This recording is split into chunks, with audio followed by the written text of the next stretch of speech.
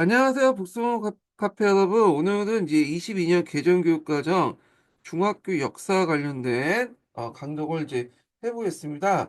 자, 여기 이제 역사 과목을 이제 하기 전에 전 시간에 있었던 것을 좀 약간 언급을 해보면요.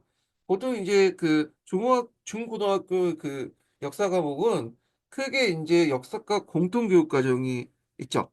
여기 나온 게 공통교육과정이 여기에요. 그래서 이제 요게 이제 중학교 과정이죠. 중학교 과정에서 이제 배우는 거고, 그 다음에 이제 고등학교 과정에서 보이는 거는 선택 중심 교육 과정이죠. 선택 중심 교육 과정.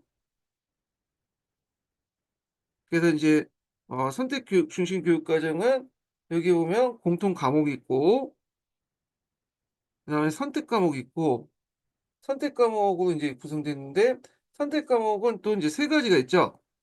일반 선택 과목, 진로 선택 과목, 그 다음에 융합 선택 과목 이게 세 가지가 있습니다. 네.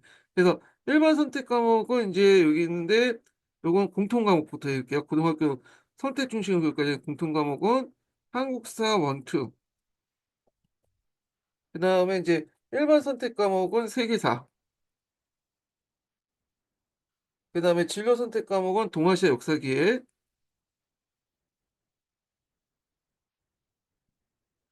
그 다음에 융합 선택 과목은 이제 역사を탐구하는 현대사가 있죠.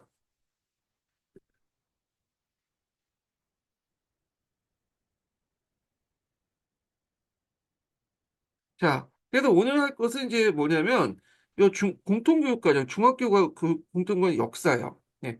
그래서 여기는 이제 그 공통적으로 이제 여기 들어가는 이제 보면 성격이 있고요. 그다음 목표가 있고요. 그 다음에 내용 체계가 나오죠. 그 다음에 성취 기준이 나오고, 그 다음에 교수 학습 및 평가와 관련된 내용이 나오죠.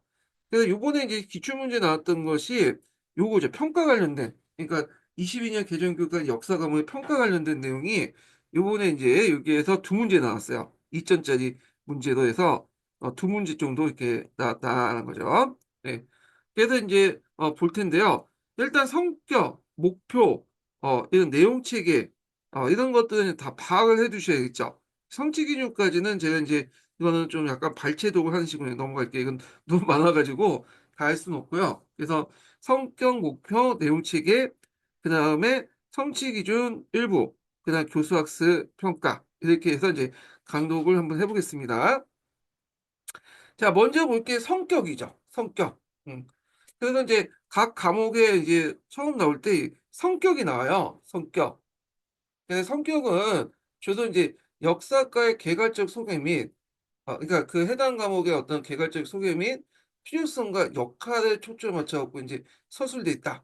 이렇게 되어 있거든요. 자, 그래서 이 성격은 뭐와 연결돼 있냐면 목표와 또 연결돼 있어. 서로 연결돼 있는 거야. 그래서 이거 이제 읽으실 때 중요한 이제 키워드 같은 거 있으면 이렇게 이제 형광펜으로 이렇게 그어가면서 읽는 것도 중요하겠죠. 자, 여기 보면 역사 과목에 이제 뭐 성격이 나와요. 인류가 살아가는 과목 살아온 과거의 다양한 모습을 폭넓게 이해함으로써 현재를 성찰하고 미래를 조망하는 능력을 기르는 과목이다. 그래서 성격에 대한 것들이 쭉 나오고요. 자, 그래서 이제 역사에서는 초등학교에서 학습한 역사의 기초 개념과 한국사에 대한 이해를 바탕으로 했는데 초등학교는 저희가 이제 잘 모르잖아요. 이건 이제 우리 영역이 아닌데 이제 대개 보면 초등학교는 이제 보통 초등학교 5학년, 6학년 때 뭐 한국사, 뭐 세계사 이런 것들 배우나 봐요. 그래갖고 이제 있고 이걸 바탕으로 이걸 이제 중학교 역사와 이제 연결시키는 거죠. 그리고 세계와 한국의 역사의 상호 관련성에게 속에서 이해한다. 그래서 이제 요 상호 관련성 요 키워드 좀 기억을 해주시면 될 것 같아요. 예. 그 예전에 한번 22년 개정교육과정 아니지만 예전 교육과정 보면 세계사의 보편성과 한국사의 특성 이런 것들 이제 언급하면서 상호 관련성을 또 언급한 거 있거든요. 그래서 이제 이렇게 보시면 되고요. 그 다음에 이 중학교 역사 과정은 대개 이제 세계사 과목과 한국의 역사를 구성이 됐죠. 그래서 세계 역사는 각 지역의 이제 그 정치, 사회, 문화의 변화와 과정을 서로 비교하여 연관지어 이해한다. 또 이런 것도 이제 키워드가 될 수 있겠죠. 비교, 연관 이렇게 있고 한국 역사에서는 고등학교와 연계를 고려해서 근대 이전을 중심으로 구성하되 정치 변동과 생활 문화를 함께 파악함으로써 사회 변화를 종합적으로 통찰한다. 이렇게 있는데 여기에서 좀 눈여볼 게 근대 이전이야. 근대 이전. 그래서 요거 고등학교의 연계를 이제 고려한다거든요. 그래서 주로 이제 중학교 역사 부분은 한국사 영역이죠. 요거는 이제 주로 정근대사 위주라고 이제 볼 수가 있죠. 정근대사 위주. 요걸 쓰는 게 낫겠네. 예. 그래서 정근대사 위주다. 이렇게 이제 보시면 되고, 고등학교는 당연히 이제 중학교는 근대 이전이니까 이건 근현대사죠. 예. 그래서 이제 있고, 뒤에 얘기했지만 이제 고등학교 같은 경우에는 한국사, 원, 한국사, 투 이렇게 구성되어 있는데 여기에서 이제 한국사 원 부분은 좀 이제 약간 정근대사 위주가 좀 있어요. 약간 구화만 있고 한국 투 같은 경우에는 이제 뭐 일제강점기하고 현대사 보니까 둘이 합치면 이제 전반적으로 이제 근현대사 비중이 되게 높아요. 근데 이에 반해 중학교 같은 경우에는 물론 근현대사 부분도 있지만 한두 단원이고 대부분은 정근대사예요. 예. 이렇게 해가지고 이런 식으로 해갖고 뭘 확보하려고 하냐면, 이건 역교도하고 관련돼 있는데, 계열성을 확보하려고 했죠. 계열성을. 그래서 이제 보통 역사 같은 경우에 이게 딱딱 수학처럼 과학처럼 위계적인 학문이 아니기 때문에 이게 이제 계속 겹치거든요. 똑같은 내용이 똑같은 내용이 갖고 겹치죠. 그래서 수학 같은 경우에 플러스 마이너스 알면 뭐 곱셈 나눗셈 말고 그 1차 방식, 2차 방식, 3차 방식 이렇게 단계적으로 나갈 수 있잖아요. 근데 역사는 그렇게 나가지 못해. 그러니까 이게 학교급별로 내용을 달리해갖고 이제 이렇게 계열성을 확보하는 방법으로 하기 때문에 이제 이렇게 했고 이런 거는 09년 개정교육과정부터 계속 진행되었던 계열성 확보 방법이다. 이렇게 이제 보시면 되겠습니다. 그래서 이제 이렇게 있고요. 그래서 6에서 중학교에서 이제 보통 어디에 초점을 맞추냐 보면 정치 변동하고 생활 문화에 바탕을 한다는 거야. 예. 그래서 사회 변화를 종합적으로 이해한다는데 쉽게 말하면 이건 정치사죠. 정치사를 중심으로 해서 문화사를 이제 좀 해서 이걸 바탕으로 사회와 이런 것도 연결시켜서 본다. 이렇게 이제 해석할 수 있어요. 자, 그 다음에 이제 그 역사를 통해서 학습자는 자료 분석과 해석 과정을 해서 탐구 능력을 키우고요. 그 다음에 역사 지식을 형성한다. 이렇게 있는데, 자, 자료 분석과 해석 과정을 통해서 탐구 능력을 키웠다. 여기에서 좀 낮게 탐구 능력이죠. 탐구 능력이 제 키워드인 것 같아. 이걸 통해서. 그래서 이제 있는데, 올해 이제 나왔던 탐구 질문? 요거가 좀 약간 키워드가 유사한 것 같아요. 자, 있고, 그 다음에 또 해석의 다양성과 역사의 논쟁성을 인식하고 타자를 이해하는 태도를 이제 함양한다. 그래서 요번에 이제 콜럼버스 날 기념 사건 있죠. 요것도 이제 해석의 다양성과 그다음에 역사의 논쟁성으로 연결돼 있잖아요.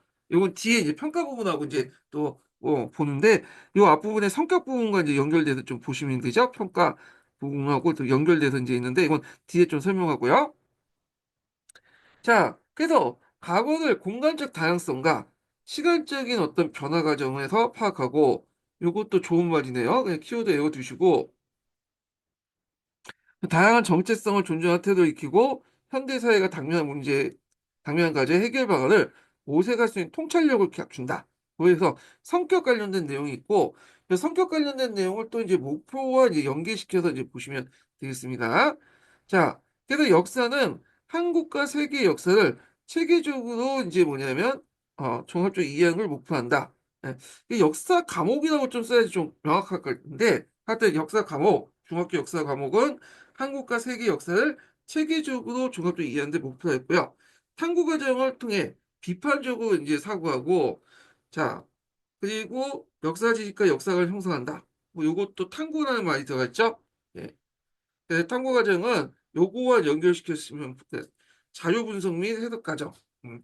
그래서 사료를 분석하고 해석하는 과정에서 뭐 이런 거 탐구 과정, 탐구 능력, 탐구 질문 이런 것들 이제 서로 키워드와 연결돼서 이제 보시면 되겠고요. 자, 그 다음에 이제 거기 보면 역사의 구체적 목표는 다음과 같다. 요것도 키워드 중심으로 외워두시는 것도 좋을 것 같아요. 그래서 이제 개정 교육 과정을 할 때는 이렇게 외워두시는 게 키워드 중심으로 이제 파악해 두시고요. 요번에는 좀 키워드 중심보다는 요것도 나오지만 어떤 이제 분석 관련된 내용들이 나오더라고요. 유의점, 고려할 사항들. 이건 좀 나중에 좀 얘기할게요. 자, 하여튼 이렇게 보면 한국과 세계의 형성 및 변천 과정을 체계적으로 종합적으로 이해하고 자료에 대한 분석 해석 과정, 앞에 이제 쭉 얘기했던 사료 분석 과정이죠. 역사적 탐구력과 역사적 판단력을 기른다. 이걸 통해서 예, 두 가지 이제 사고력의 하이범주, 그러니까 역근 언어 관련되어 있고 하이범주 22년 개정 교육 과정하고 역사적 사고력 하이범주 또 연결시켜서 볼 수가 있겠죠. 그 다음에 다양한 정체성과 가치를 존중하는 포용적 태도를 갖추고, 그 다음에 역사적 주체로서 공동체에 참여해 시민성을 함양한다. 뭐 이런 것들. 자, 그 다음에 이제 내용 체계를 보겠습니다. 내용 체계. 자, 내용 체계는 이제 핵심 아이디어, 지식과 이해, 그 다음에 이제 여기 가정 기능, 그 다음에 가치 태도, 이렇게 세 가지를 이제 볼 수 있는데, 제가 이제 그 전 시간에 그 핵심 아이디어라는 것도 있다고 했잖아요. 그래서 이제 핵심 아이디어는 각 과목의 학습에 강통하는 지식 이해, 가정 기능, 가치 태도를 종합적으로 고려해서 도출하고 총괄적으로 제시한 그것이 핵심 아이디어로 되어 있고요. 과목 분류는 5개에서 7개 문제로 기술되어 있다. 이렇게 되어 있어요. 그 앞에 이제 총론 부분에 그렇게 다 했어요. 그래서 이제 일단은 하나, 둘, 셋, 넷, 5개. 5개네요. 그러면 이게 이제 지식이해, 가정기능, 가치태도에서 이제 도출된 그 문장이라고 했잖아요. 그럼 어느 게 지식이해고 그 다음에 가정기능이죠. 가치태도 이제 봐야 되겠죠. 핵심 아이디어 중에. 그래서 인류는 지역적, 시대적 배경에 따라 다양한 형태의 정치체를 수립한다.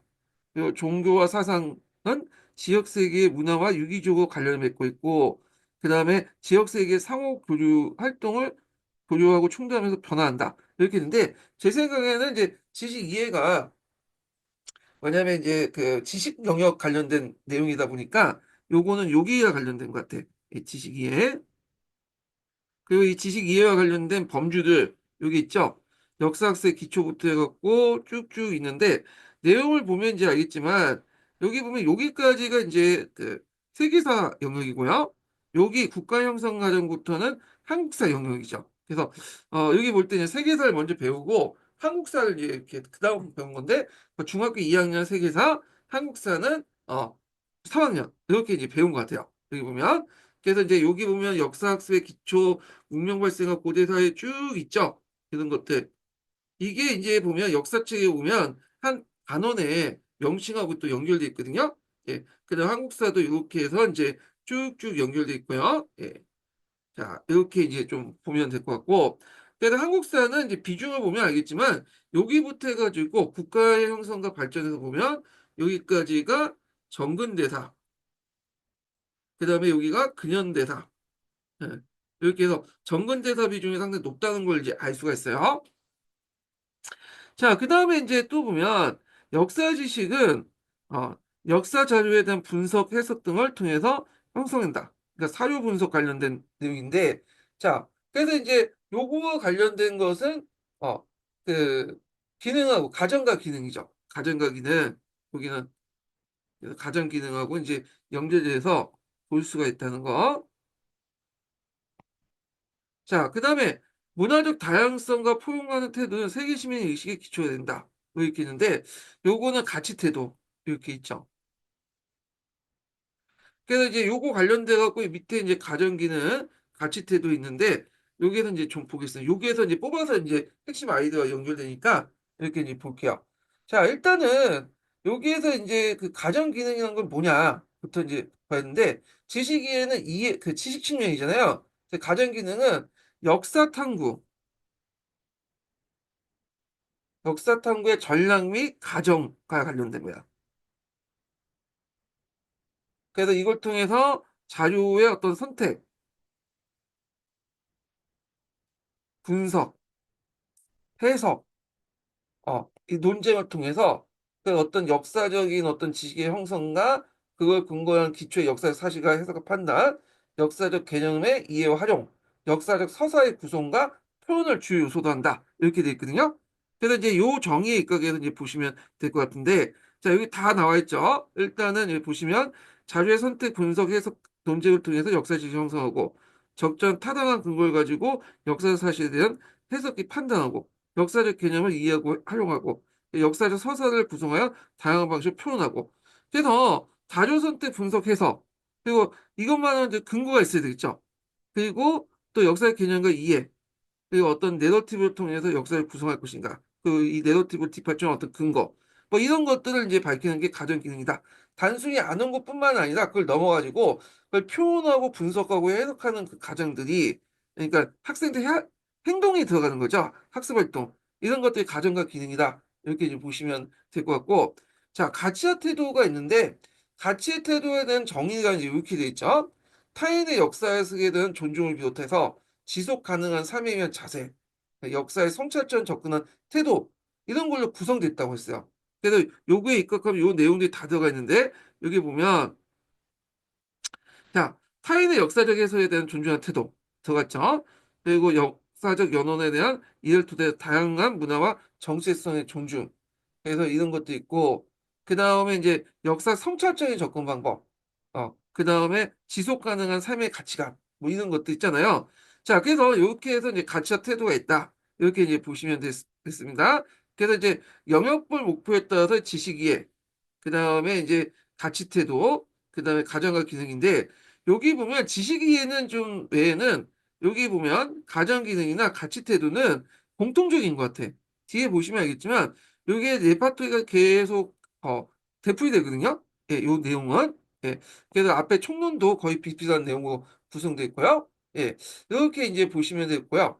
그다음에 이제 이렇게 있고 뒤에 넘어가서 이제 성취 기준 관련된 내용에서 이제 볼게요. 성취 기준은 성취 기준, 원래 성취 기준과 그다음 성취 기준 해설이 있고 그다음에 성취 기준 적용 시 고려 사항 있는 거야.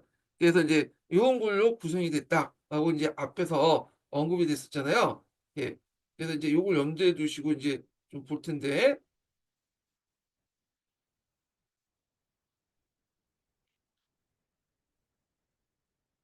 자, 그러면 내용을 이제 좀 보면요. 여기부터 보겠습니다. 이 성취 기준을 다 읽을 수는 없어요. 그래가지고 제가 이제 중요하다고 생각한 부분만 좀 얘기하고 넘어갈게요. 나머지는 각자 좀 보시면 될 것 같은데 예전에 한번 동아시아인가 세계사인가 그 관련돼 갖고 15년 개정교육과정 나올 때 이제 요 성취 기준 나오는데 역사학습의 기초 부분이 나왔거든요. 그래서 이게 아마 나오려면 요게 좀 포괄성이 있기 때문에 역사학습 기초 부분이 나올 것 같아요. 예. 그래서 이제 여기 보면 자, 여기 보면 이제 있고 역사와 탕 역사와 역사 탐구의 의미를 파악하고 역사학습의 목적을 다각도로 탐색한다. 이렇게 있거든요. 요거에 대한 성취 기준이 이제 해설이 여기 있어요. 그래서 여기 보면 역사의 의미를 과거의 사실이나 기록된 과거에 한정되지 않고 학습자가 일상에 접한 역사적 활용 사례를 포함하고 탐구하고 학습자의 삶의 맥락에서 역사 학습의 의미화하는 데 초점을 뭐냐면 둔다. 자, 요게 과거의 사실과 기록된 과거는 뭘까 이거는? 아, 요거는 이제 팩트죠. 이거는 팩트고, 1950년에 뭐 6.25 전쟁이 일어났다.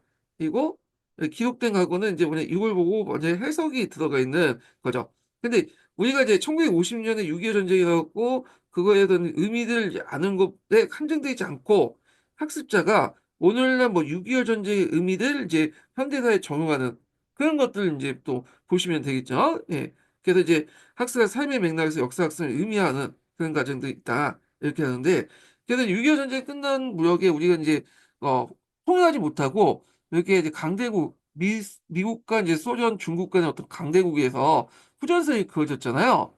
예. 근데 지금 시사적으로 보면 이제 우크라이나도 지금, 우크라이나 패스시키고, 강대국, 미국하고 러시아가 이제 나눠서 협상해서 이제 지금 국경선을 그으려고 하잖아. 예. 이런 것도 연결시켜서 이제 보면 좀 될 것 같아. 자, 뭐, 제가 강제로 이제 억지로 이제 얘기를 한 거고요. 자, 그 다음에 두 번째, 다양한 자료와 사료를 통해서 그 다음에 이제 그 역사 탐구 방법을 익힌다. 이런 것도 있죠. 예, 그래서 앞에 있는 이제 가정과 기능하고 연결되는 부분도 하는데 요거에 대한 이제 그 밑에 여기 부분이 이제 성취 기준 해설이에요. 예. 그래서 역사를 탐구하는 과정과 방법을 기초적 수준에서 이해하기 위해서 설정한다. 그래서 이거는 아마 이제 사료 탐구 부분하고 관련되겠죠. 이 부분은요. 예, 딱 봐도. 그래서 문자, 비문자 자료 등 역사 자료의 종류와 특징을 이해하고 자료에 대한 분석과 해석을 통해 논쟁을 정화하도록 한다.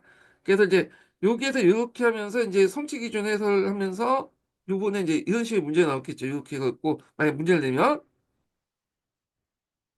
자, 이렇게 줄쳐놓고 이걸 이제 하고 이제 여기까지만 줄치면 이해하기까지 요 기초수를 이해한다 이렇게 해놓고 요걸 어떻게 이해시키냐 뭐 해갖고 여기 첫 번째 문자 비문자 자료 비문자 자료는 이제 삼국사기 삼국유사는 문자 자료고 비문자 자료 같은 게 유물 유적 같은 게 비문자 자료잖아요.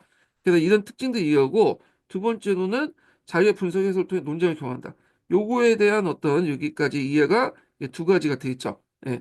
그래서 이제 이렇게 이제 해석할 수 있고요. 자, 그 다음에 또 성취 기준 해설이 있으면 이걸 할 때 이제 성취 기준 적용식 고려사항이 있어요. 그래서 이거 이제 지도 내용이에요. 그러니까 교수 학습 내용과 그 지도할 때 유의점 같은 내용들 이제 여기다가 적어 놓은 거야. 일단원의 역사학습 기초에 이런 성취 기준을 달성하기 위해서는 어떤 이제 교수 학습 방법이나 유의점이 있는가를 적용한 것이 성취 기준 적용식 고려사항들이에요. 그래서 이제 한번 읽어보겠습니다. 자, 여기 보면 학습자가 그 자신의 삶과 그 다음에 역사의 관련성을 인식할 수 있도록 문학 작품, 연상, 영상, 기념물 등 일상에 접할 수 있는 자료를 폭넓게 활용한다. 그리고 이제 역사적을 비판적으로 선택하고 활용하는 능력을 키우도록 지도한다.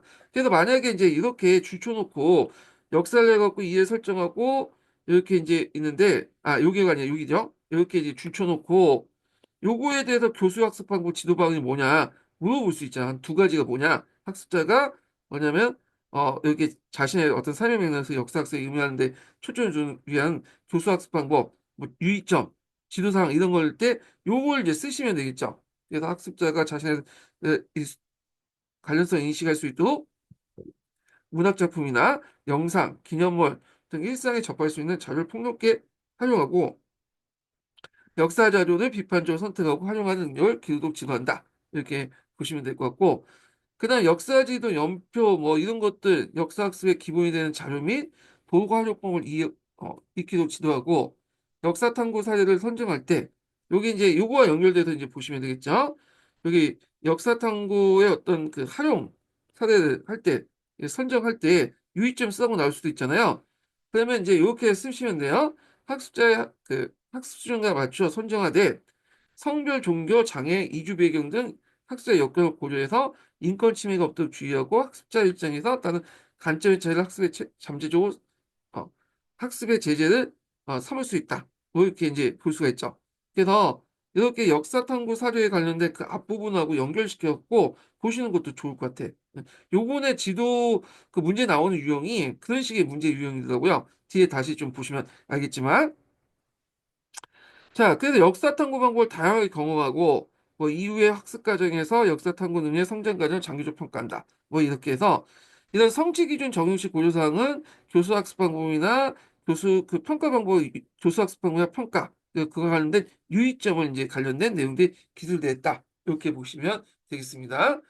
자, 그 다음에 이제 여기에서 이제 또 보면 두 번째 단락이 이제 여기부터는 이제 뭐냐면 세계사 관련된 내용이야. 세계 고대사 관련된 내용이고 여기 보면 이제 쭉 이렇게 성취 기준 있고 성취 기준 해석이 있는데 요걸 제가 다 하긴 좀 그러니까 중요한 부분만 짚고 넘어가겠습니다.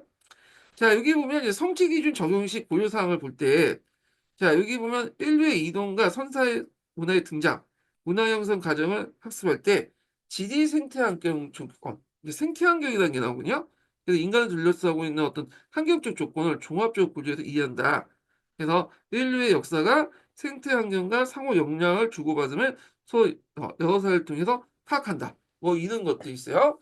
자, 그래서 이제 어떤 생태 환경이 바뀌면서 인류의 역사도 바뀌고 그런 것들이 있다는 건데 아마 이제 이거 메소포타미아 문명이라든지 그다음에 이집트 문명 같은 거 이때 이제 그런 강의 범람 주기라든지 이런 것 따라서 내세적 신앙과 현세적 신앙관이 생기고 뭐 이런 거와 연결돼서 이제 보시면 될 것 같아요.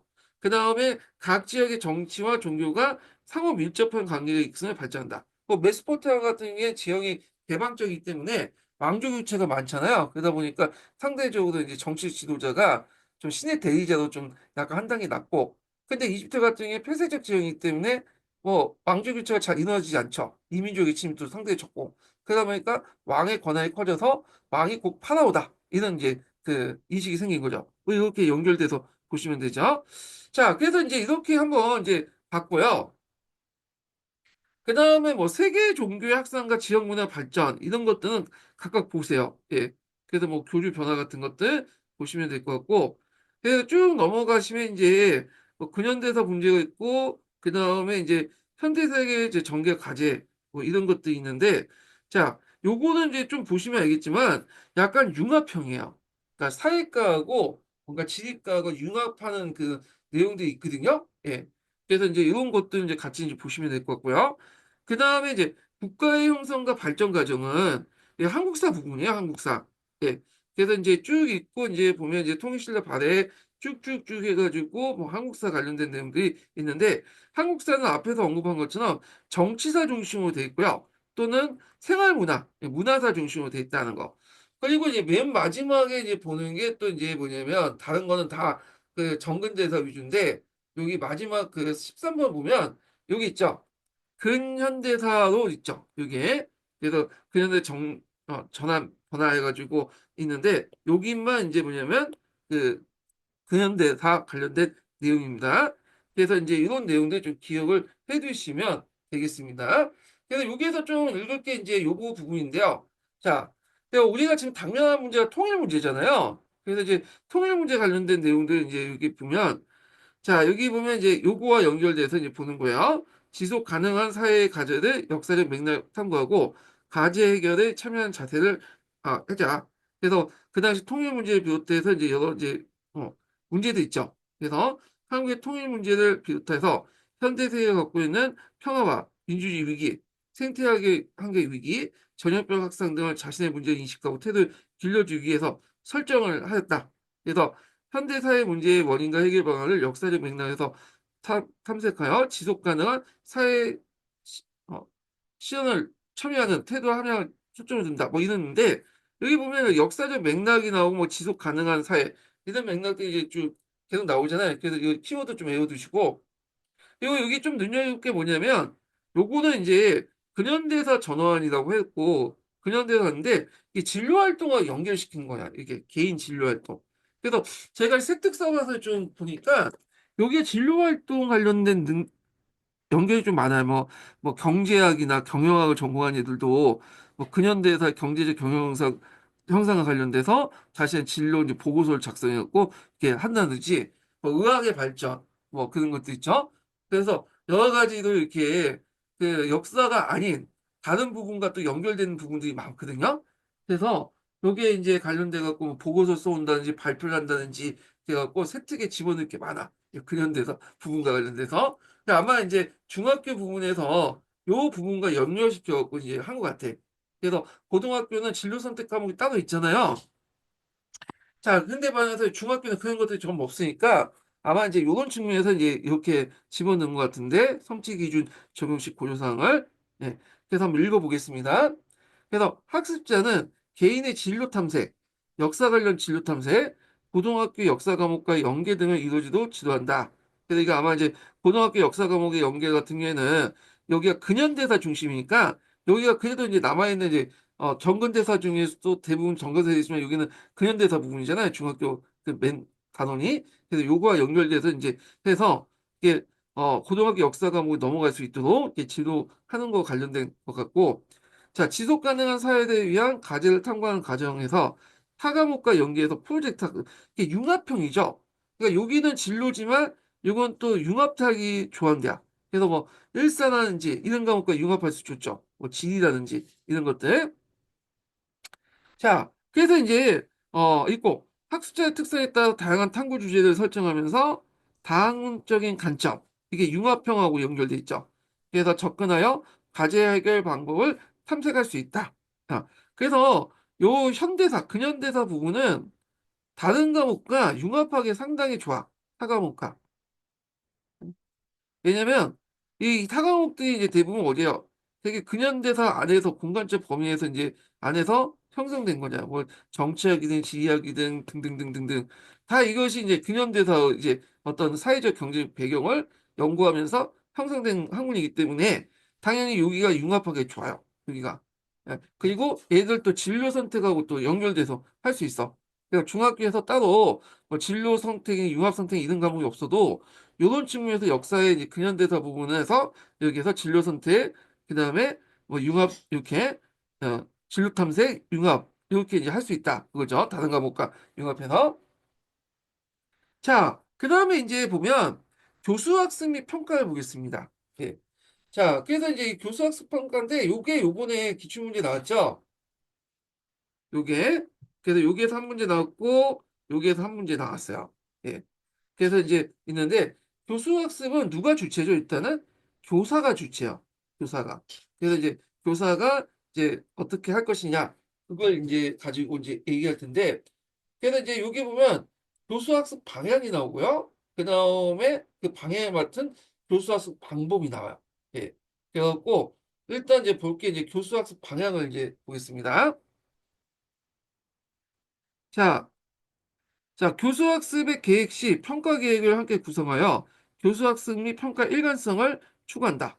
자, 요거 이제 좀 보는데 요거는 예전에 한번 뭐와 연결돼서 이제 볼 수 있냐면 목표, 그 다음에 그 교수학습 방법이죠. 교수학습 방법, 그 다음 평가. 이게 일관성이 있어야 돼. 목표, 교사학습 방법, 평가. 아, 요게 예전에 한번 기출문제 나왔죠. 요거는 뭐 사회과 교육과정뿐만 아니라 다른 과 교육과정에 다 있고 교육학에 나와 있는 거야. 목표와 방법과 평가가 일관적으로 있어야 된다. 예, 요거는 아주 기본적인 내용이죠. 자, 그 다음에 이제 학습자가 한국과 세계의 역사를 전체적으로 연관지어 이해한다. 요거는 이제 과목 성격에서 이제 나오죠. 예. 그래서 역사 과목은 세계에서 한국사가 같이 있다고 했죠. 그래서 서로가 연관지어서 이제 볼 필요가 있고요. 그다음 과목의 목표와 성취 기준에 부합된 역사 자료를 활용하여 학습자가 여기 보면 탐구란 많이 되는데 역사적 탐구 능력을 기르고 역사 학습의 다양성과 역사적 논쟁성을 경험할 수 있도록 한다. 그래서 뒤에 역사학습의 논쟁성 관련된 문제가 시험 문제 요번에 기출에 나왔다. 이렇게 보시면 될 것 같고요. 자, 그 다음에 학습자가 역사 탐구 과정에서 자기 주도성을 발휘하도록 한다. 그리고 이제 이런 고려사항도 있는데 이런 고려사항도 꼭 기억을 해주셔야 될 것 같아요. 예. 그래서 중학교 학습자의 학습상을 고려한다. 그래서 이거 쓰라고 나올 수 있어. 어떤 걸 고려할 것인가? 첫 번째는 역사적 개념과 용어 등의 필요한 범위에 사용하고 그러니까 역사적 개념과 용어 등은 필요한 범위에서 사용하고 역사학습의 수업 목표에 따라 운진력 있게 구성하여 학습자의 학습 부담을 과도하지 않도록 유의한다.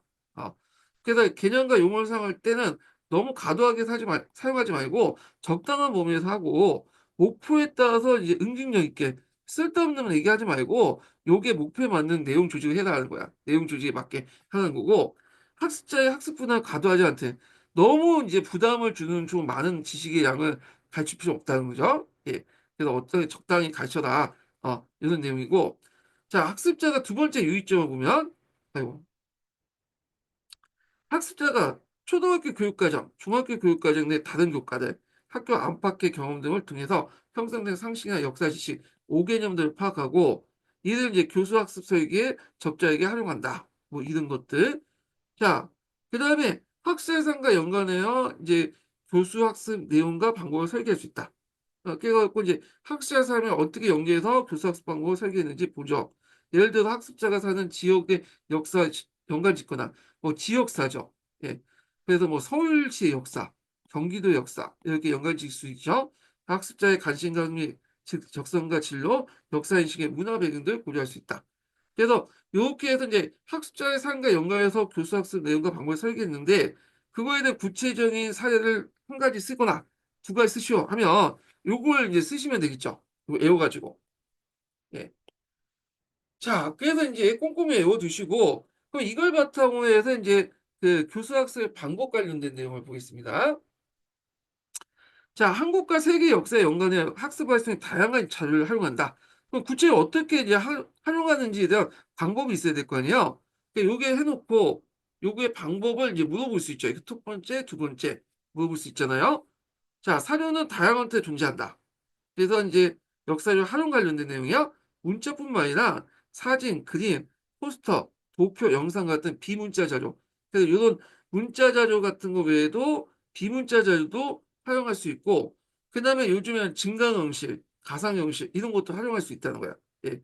그리고 이제 있고, 그래서 해당 자료가 역사학습에 적절한지 사전에 충분히 검토한다. 뭐 이런 것도 이제 첫 번째 뭐냐면 활용 방법이 될 수 있고 두 번째 활용 방법은 여기 있죠. 역사자를 분석하고 해석할 때는 자료의 표면적 내용에 이해에 초점을 둘 수 있고 자료에 대한 맥락적 이해를 위해 작성자, 작성 의도, 당대 배경들 파악에 초점이 있다. 그러니까 먼저 표면적인 내용, 그러니까 겉으로 드러난 내용도 있고 그리고 바탕으로 해서 맥락적 이해를 하는 건데 표면적 이해, 맥락적 이해 어디에서 많이 들어봤죠? 이 역교는 그 기출문제에 추론형 문제에서 많이 나오는 거잖아요, 이게.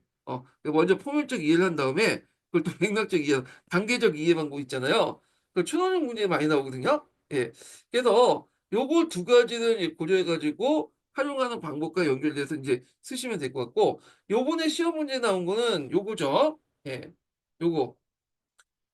나하고 다가 나왔어. 역사를 탐구를 통해서 학습자는 역사 이해를 형성하고 이해를 표현한다.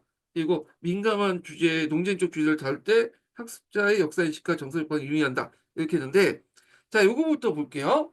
자, 요거 이제 볼 때, 잠깐, 이거부터 이제 볼게요. 이걸 이제, 자, 이거 어딨어?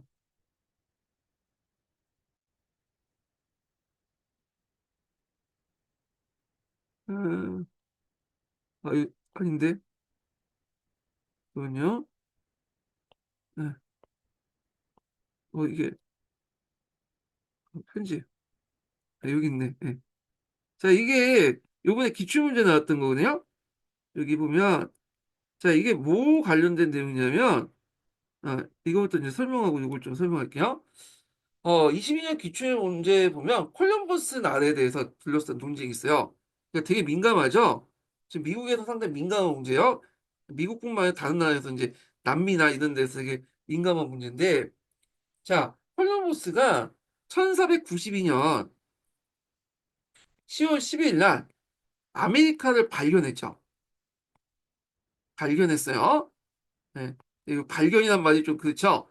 이미 이제 원주민도 알고 있었는데 뒤늦게 누가 서양 그 유럽인들 와서 이제 발견한 거야. 근데 이거는 그 유럽인들 입장 발견이지 아메리카 원주민들 입장을 때는 이거는 침략이죠. 아, 침략. 다른 것은 이제 똑같은 형상이 다르게 해석하잖아요. 그러니까 발견이라고 하는 사람들은 이날을 콜럼버스 날로 기념하자는 거야. 그래갖고 이제 그 당시 이제 그 미국 같은 경우에는 10월 둘째 주에 월요일 날 여기에 이제 콜럼버스 날로 해갖고 상당히 뭐냐면 어 그 기념을 하고 있거든요. 자, 근데 다른 쪽에서는 이게 못마땅한 거야. 그래서 이제 미국에 이제 좀 좌파나 민주당 사람들이나 저쪽 이제 베네수엘라 남미에 있는 사람들 있죠. 이런 사람들은 이건 침략의 날이다. 그래서 이제 요거를 이제 베네수엘라 같은 경우에는 10월 12일 원주민의 저항의 날로 정해요. 얘네들은 아메리카 해가지고 콜럼버스 날로 정했는데 이게 저항의 날이야. 네. 얘네는 침략을 생각해 저항이 날고 콜럼버스 날은 발견이기 때문에 콜럼버스 날을 정하죠. 이게 대립이 있어.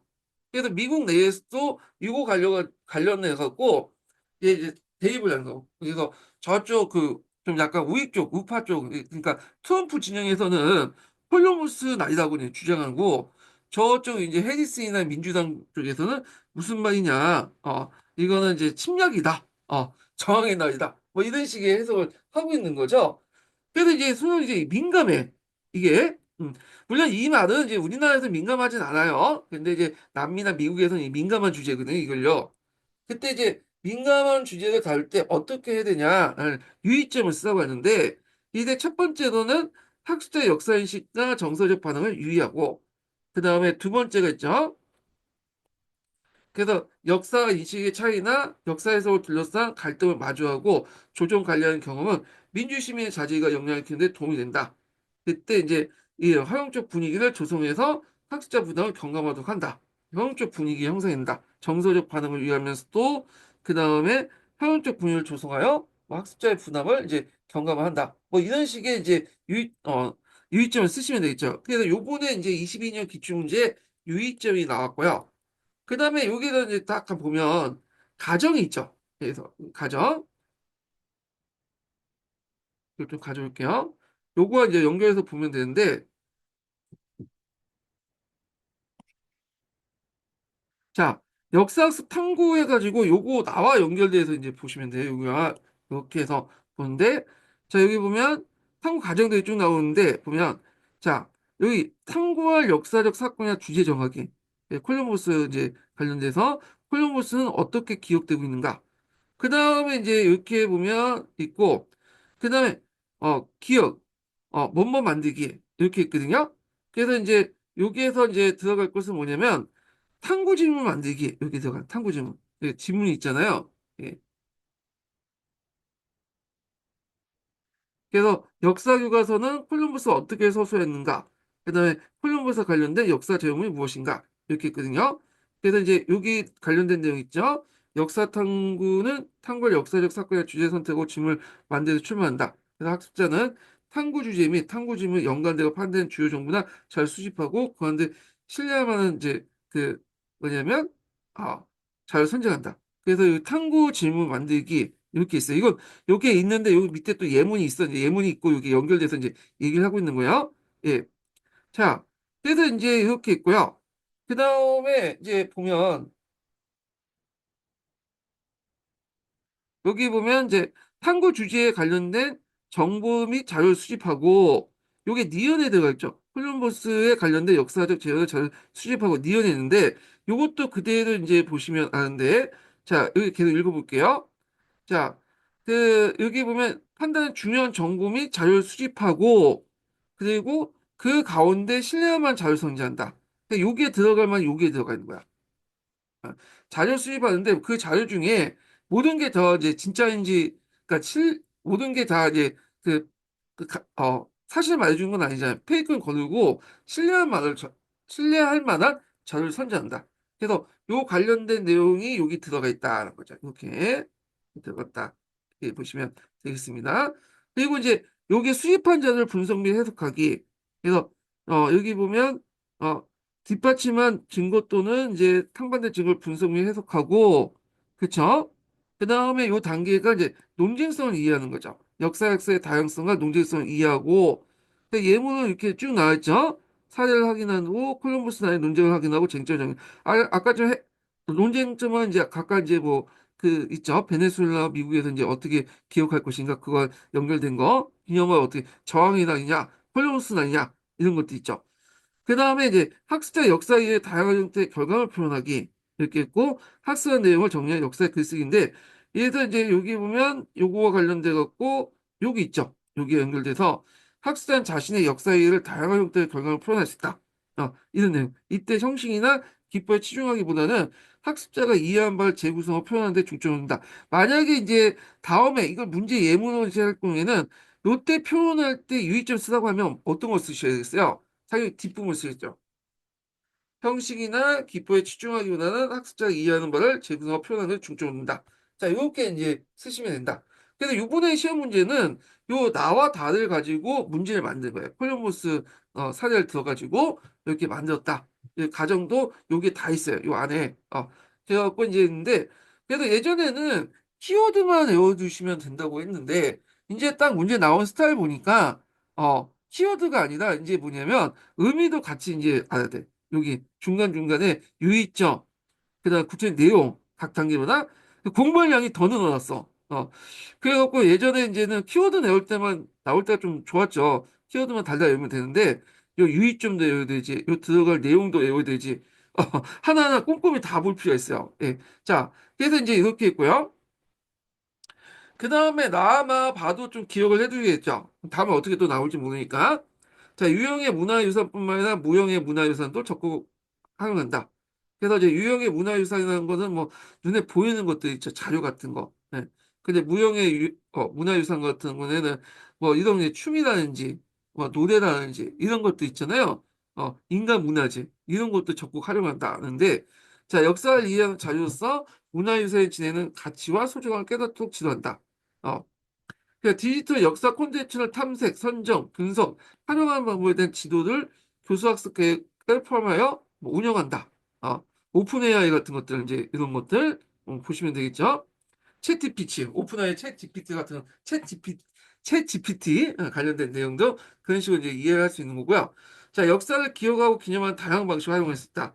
뭐 이거 예를 들 수 있죠. 기념관이나 박물관 방문 경학뿐만 아니라 누리집에서 온라인 전시를 감상할 수 있고 전시와 맥락을 강조적으로 분석할 수 있다. 이렇게 이제 볼 수가 있고요.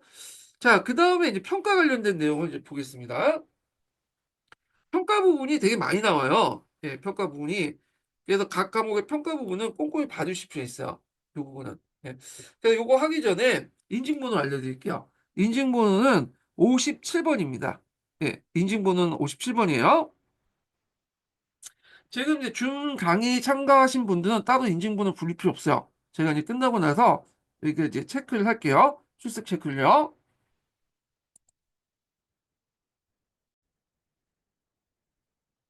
자, 그럼 평가의 방향을 보겠습니다. 자, 여기 보면 평가 계획은 교수학습 계획 수립 시 함께 구상하여 교수학습의 목표, 내용, 방법의 평가와 일관성을 유지한다. 이거 되게 중요하죠. 예.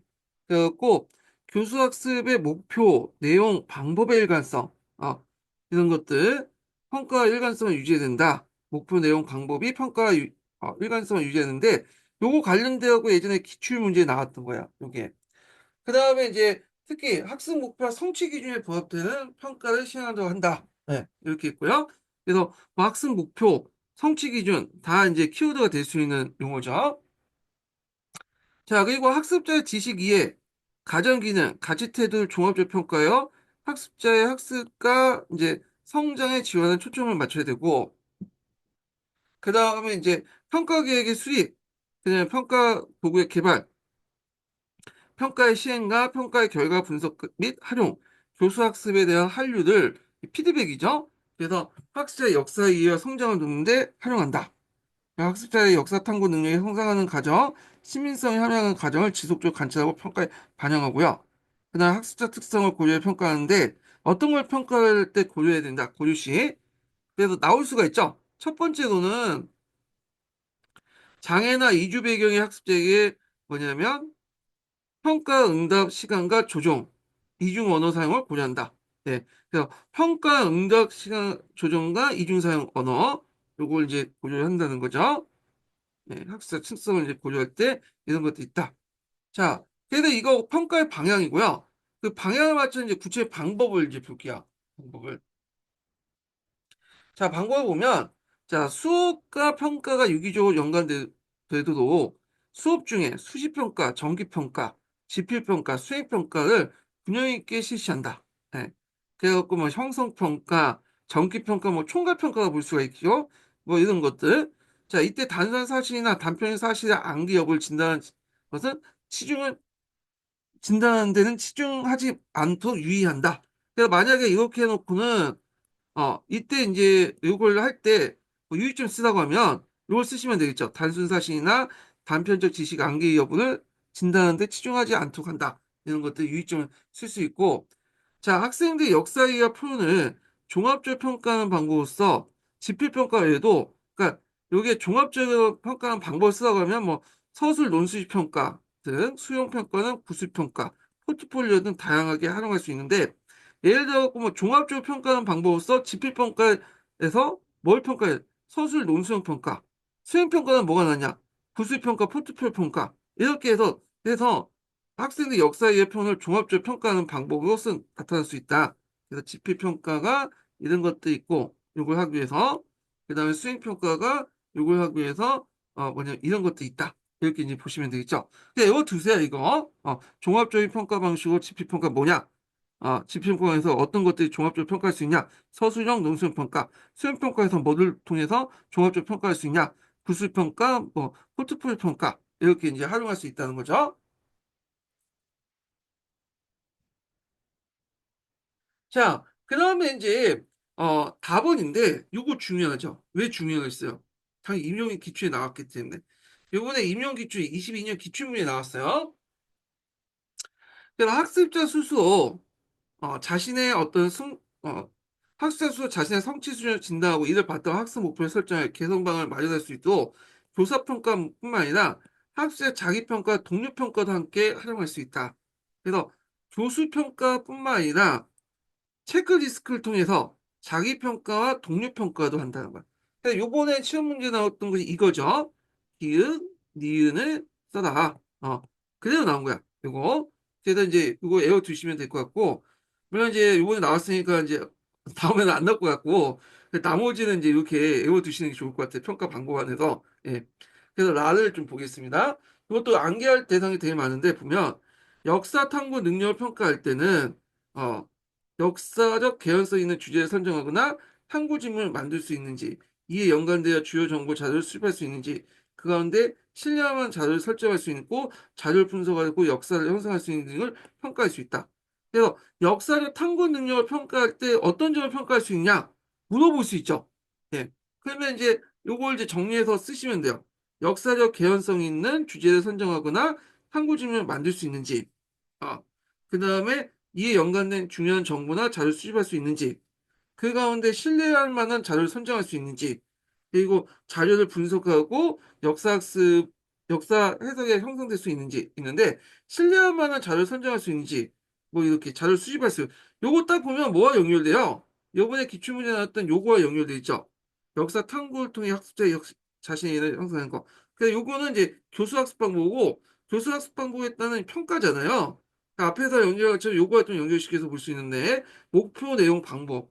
평가가 일관성 있잖아. 그래서 방법 있고 평가가 이렇게 일관성 있게 이제 있는데 요거하고 교수학습 방법하고 평가가 따로따로 있는 게 아니라 아, 연결돼 있어요. 연결돼 있어. 예. 그래서 이제 이렇게 보고 그래서 요번에 나온 기출문제 분석을 해보니까 이제 키워드도 외워야 되겠지만 이렇게 이제 뭐 유의점 같은 것도 있죠.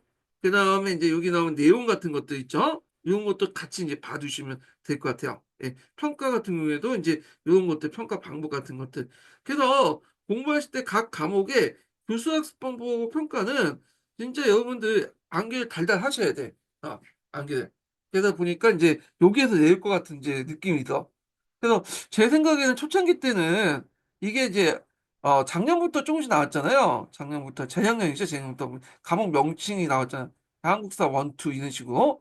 그 요번에도 그냥 과목 명칭이나 그냥 성격이나 목표에 간단한 내용들만 좀 나올 것 같은데 이제 여기에서 안 내고 갑자기 건너뛰어서 교수학습이 평가 부분에 내보는 거야.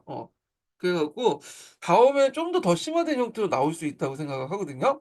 그래서 물론 목표나 성격 앞부분은 무시하는 게 아니라 일단 요거는 기본적으로 세팅해놓고 교수학습 평가 부분은 이것도 같이 봐두시라. 네. 그리고 중간에 성취 수준 같은 경우에도 가끔씩 눈에 띄는 키워드 같은 거는 봐주시면 좋을 것 같고 성취 기준도 이제 여기 부분 앞부분 보세요. 역사학습 기초 부분은 꼭 보세요. 여기 부분은 좀 보고 넘어가시면 될 것 같다. 이렇게 보시면 되겠습니다. 뭐 여기 밑에 구체적 역사학습의 성취 기준도 나올 수가 있어요. 예. 다 공부를 해야 되니까 해야 하겠지만 가성비를 따질 때 이제 일단은 아까 D급 부분만 좀 열심히 공부하시는 게 좀 나을 것 같아. 중간 부분 성취 기준이 너무 많으니까. 자, 오늘은 이제 강의는 이렇게 해서 이제 끝났고, 다음 시간에는 고등학교 이제 한국사 원투 있죠. 예. 그래서 이제 그 부분을 하겠습니다. 그래서 요번 연도에는 이제 역사가 나왔으니까 작년에, 내년에는, 올해는 한국사 원투가 나올 것 같은 느낌이 들어. 예. 그래서 하여튼 여기를 이제, 다음 주에 강독을 하겠습니다. 자, 오늘 끝까지 강의 듣냐 수고하셨고요. 다음 주에 뵙겠습니다.